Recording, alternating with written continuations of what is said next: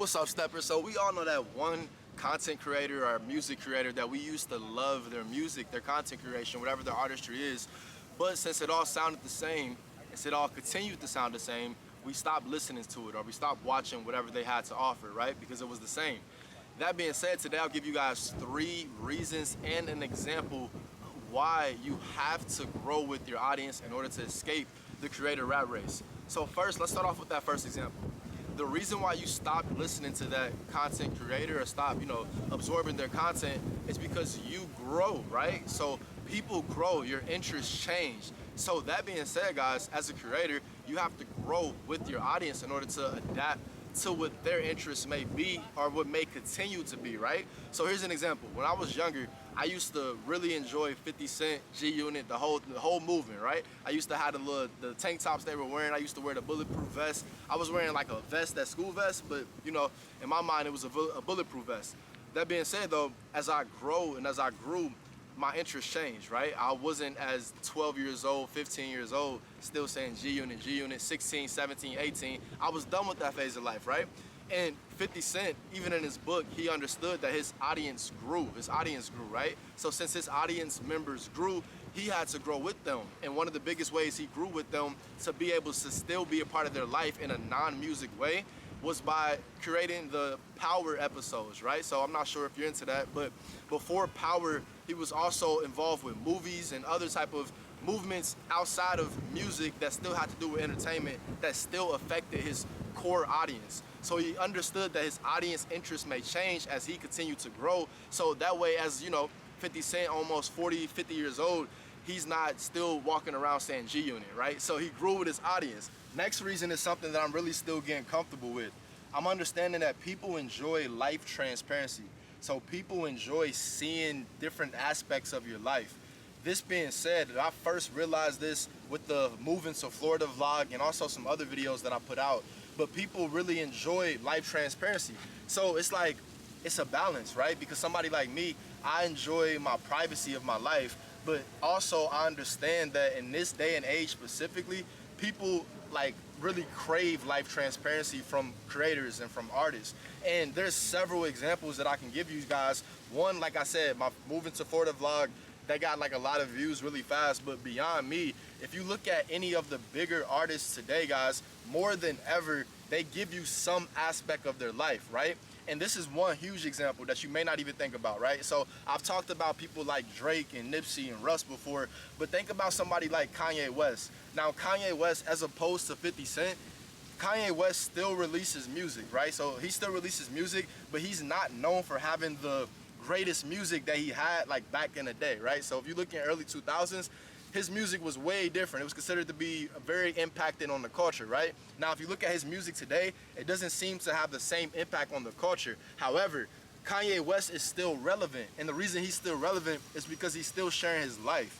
And if you think about that, that's really that's really kind of wild, right? He's not relevant for the music aspect of it from the standpoint of known to be so great, but he's still relevant in your mind and in your mental mind state, maybe because some aspect of his life, maybe because of his beliefs, his relationships, whatever it may be. And if you think about that, guys, that life transparency factor really plays a huge role. Now, other people on a more subtle scale, somebody like Drake, he can give you different aspects of his life through music and not have to be so out there with the standpoint of the social media aspect. But either way, still giving you aspects of their life. So you still have to do chosen parts. And like I said, something I'm still learning myself, because you have to be comfortable with whatever part you choose, right? Next reason that you have to escape this creator rat race by, growing with your audience is because, this last reason is something that you really just have to be truthful with yourself about. Ask yourself this question. Are you really in this to make an impact on the world, or are you just in it for personal gain? Now, here's the thing. I can't answer this question for you, nobody can, but just know this, from my perspective, personal gain is expected with both ways, right? Just because you want to make an impact on the world, that does not mean that you want and even expect personal gain, right?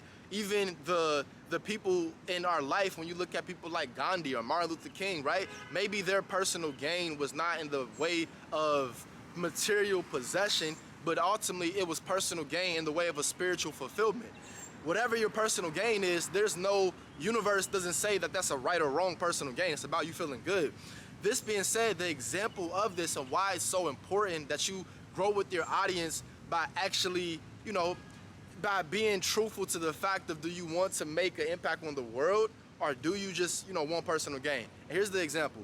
When you look at this niche that I'm in, specifically with wholesale real estate, that's what I started, right? That's what I started in.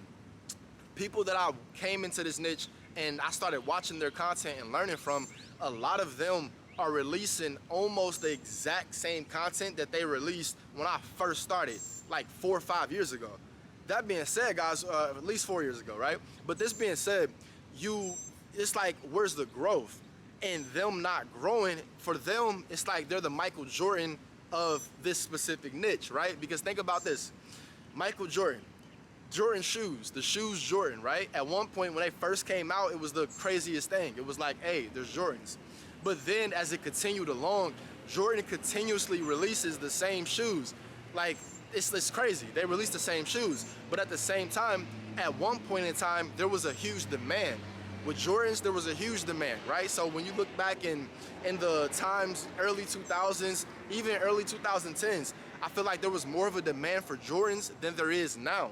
Maybe you watching this, you probably still like Jordan shoes, but your child, ask yourself, will your child or their child still like Jordan shoes? Will it still be a crave in their mind? Right now, Jordan is releasing the same shoe because it already worked for them, right? But will 2 generations from now, or even the next generation, want Jordan shoes, as opposed to somebody like, ironically enough, Kanye West?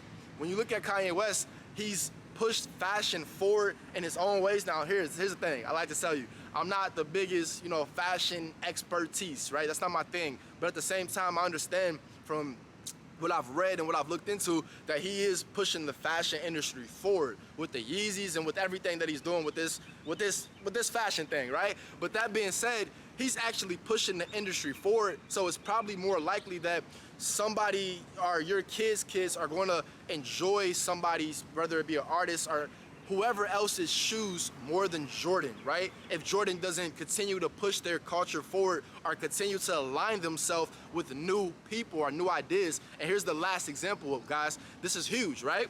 Think about when you think about the words aligning yourself with new people or new ideas. The reason why, again, Drake is so relevant, is still relevant to this day, is because he's aligned himself with new people, new ideas, when it comes from a music perspective. He could not have stayed with the same flow that he had back in 2009 with this, first release of his big mixtape, right?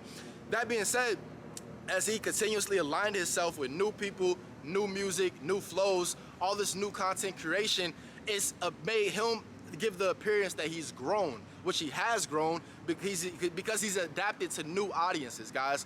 This is my spiel for you guys. This concludes How to Escape the Creator Rat Race. And I really feel like this was the biggest episode. I had to get it out because, guys, it's huge. When you look at whatever you see, right? You see people that, for whatever reason, they don't grow, and they don't grow because what has already worked for them, they think it will continue to work for them. And that's like, basically success is like one of the biggest enemies of ourselves, right? Ironically enough. So I'm looking for new ways to grow myself in all different avenues of life. But this being said, you can look at this steps to success like blockchain. We are open source code. As we grow, so will you. This is the promise that I made you guys when I first started. And as we continue to grow, you will continue to grow. As always,